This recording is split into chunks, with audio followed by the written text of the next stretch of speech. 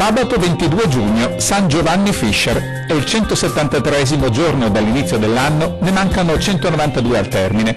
Il sole sorge alle 5:22 e tramonta alle 21:03. La luna si leva a mezzanotte e 12 e tramonta alle 10:04.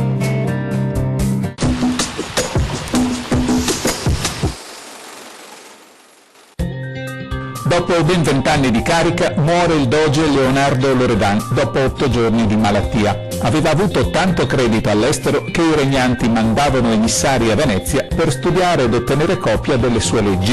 Riposa in una tomba monumentale ai San Giovanni e Paolo.